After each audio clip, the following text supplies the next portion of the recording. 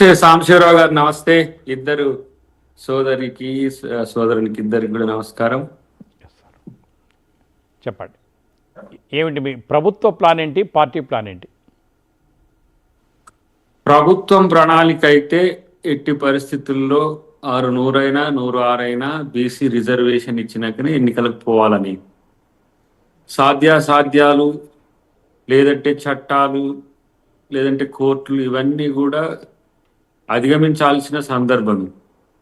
కాబట్టి ఇంకా రాజకీయాల అంశం పక్కన పెట్టేసి కలిసి వచ్చే వాళ్ళందరితో కలిసి ఏ విధంగా కేసును విన్ కావాలనేదే ఇప్పుడున్న ఛాయిస్ తప్పితే మరొకటి లేదు.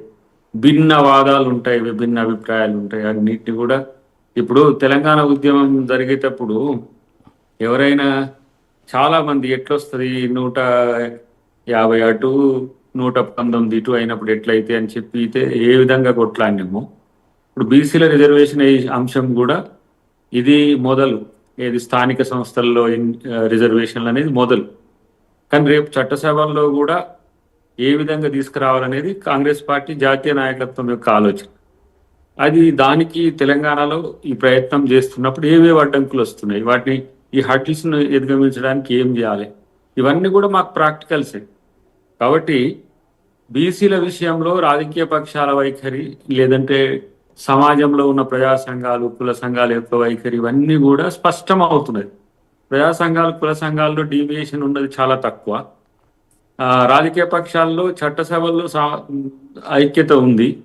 రాజకీయాలకు వచ్చే వరకే భిన్న అభిప్రాయాలు ఉన్నాయి. ఇవి షెడ్యూల్ 9, 342, 343 లేకపోతే స్టేట్ పాలసీ కింద ఆర్టికల్ 40 ఇదంతా కూడా ఉన్న వెసులుబాట్లను వినియోగించుకోవడమే. కానీ సోషల్ కంపల్షన్ ఏంది?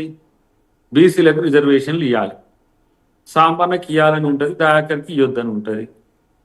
కానీ ఇవ్వాలన్నా ఇవ్వద్దా అనేది ఉద్యమాల నేపథ్యాన్ని బట్టి ఉంటుంది. ఎందుకంటే కాంగ్రెస్ పార్టీ మీకు December 9 ప్రకటన తర్వాత జేఏసీ ఏర్పాటు ఎట్లయిందో ఇప్పుడు బీసీల జేఏసీ కూడా మొన్న తీర్పు తర్వాత అయింది. నేను ఆ మీటింగ్లో కూడా పాల్గొన్నా. అంటే జేఏసీ కంటే ముందు ఏర్పడ్డ మీటింగ్లో నేను పాల్గొన్నా. నిన్నంటే దామోదర్ రెడ్డి గారు దానికి పోవడం వల్ల నేను రాలేకపోయినా. కానీ ఎవరు విలన్? ఇప్పుడు బీసీ రిజర్వేషన్కు విలన్ ఎవరు? ఏ పార్టీ అయినా రిజర్వేషన్లు వద్దు అంటుందా? కాంగ్రెస్ ప్రభుత్వం తడబడ్డది, తప్పులు చేసింది, చట్ట ప్రకారం పోలే, రాజ్యాంగబద్ధంగా పోలే, ఎట్లా పోతుందో చెయ్యి. ఇంకా ఉంది కదా, ఇప్పుడు 30 days గవర్నమెంట్కి ఇచ్చిండ్రు, 2 weeks ఎక్స్పార్టీకి ఇచ్చిండ్రు, ఎక్స్పార్టీస్కి ఇచ్చిండ్రు. ఇప్పుడు మేము వాదించే దాంట్లో సమాధానం ఉంది, దానికి సంబంధించిన వివరాలు ఉన్నాయి. వాళ్ళ ప్రశ్నలకు కోర్టు సమాధానాలు లేకపోతే సంతృప్తి పరిచే అంశాలు ఉన్నాయా లేవని సరి చూసుకుంటారు. అలాంటప్పుడు చట్టం ఎట్లయింది? చట్టం కంటే కానీ బిల్ ఎట్లా పాస్ అయింది? చట్టం కావాలంటే గెజిట్ రావాలి. గెజిట్లో కంటే ముందు ప్రోగా కొన్ని పదుల్లో, నాకు తెలిసి 10 పైచిల్కు పడ్డాయి ప్రోగా. యాంటీగా 2-3 వచ్చినాయి.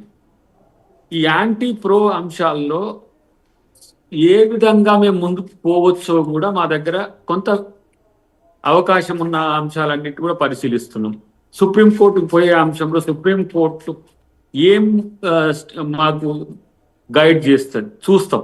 అది కూడా స్క్వాష్ చేస్తుందా, స్టే ఇస్తుందా, స్టేని కంటిన్యూ చేయమంటుందా, అసలు ఈ పిటిషన్ అనేది అసలు మీరు రిజర్వేషన్లు అనేది తీసుకోవద్దు, క్యాప్ అనేది క్వశ్చనబుల్ కాబట్టి మీరు 50% దాటే చర్చ వద్దని అంటదా, ఏదంటే చూద్దాం.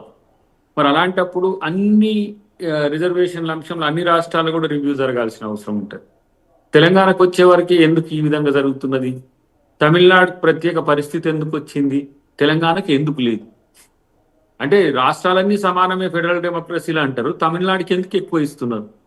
ఎస్సీ ఎస్టీల అంశంలో కూడా మీకు నార్త్ ఈస్ట్ స్టేట్లలో 80% రిజర్వేషన్స్ ఎక్సీడ్ అయి ఉన్నాయి. Political reservations in the parliament and assembly.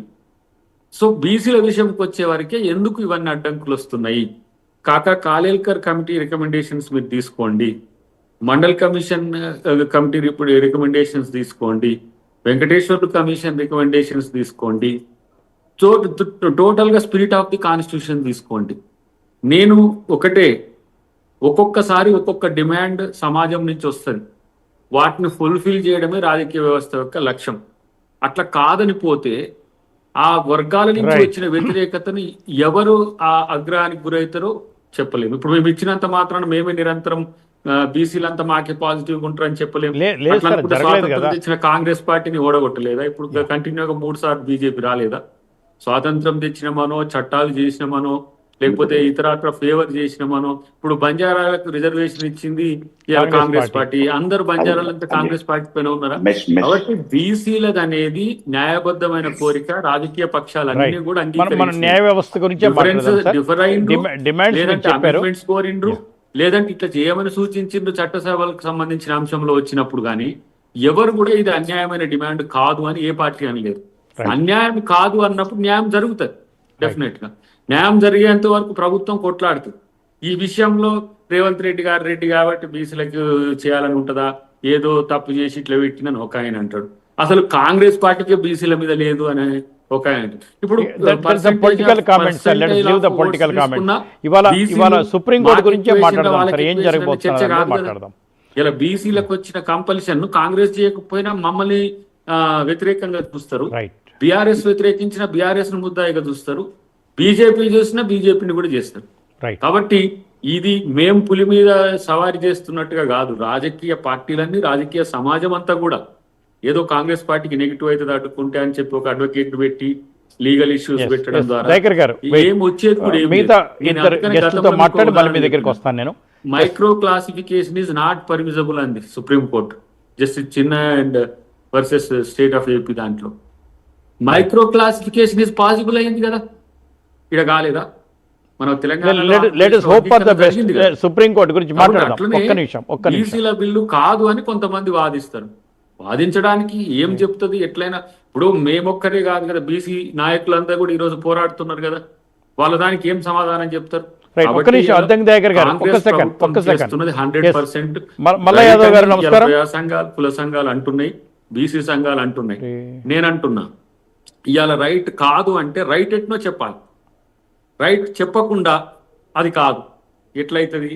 కానీ డిమాండ్ తెచ్చిందని అంటే, కానీ డిమాండ్ అయితే తమిళనాడుకి ఎట్లయింది? రైట్, నేను మాట్లాడతాను సార్. ఒక్క నిమిషం నేను మాట్లాడతాను. మీకు నా మాట ఒక్క సెకండ్ ఆగండి. ఇక్కడ తెలంగాణ బీసీలు తక్కువనా? ఇలా కాకుండా మానసికంగా ఒకటి పడ్డది. బీసీలకు ఈ రిజర్వేషన్లు ఇవ్వడం ఏంటి అనేది గనక ఎవరి మైండ్ లో, వ్యక్తుల మైండ్ లో ఉన్నా, ఏ వ్యవస్థ మైండ్ లో ఉన్నా కూడా ఫస్ట్ దాన్ని తుడిపేసుకోవాల్సిన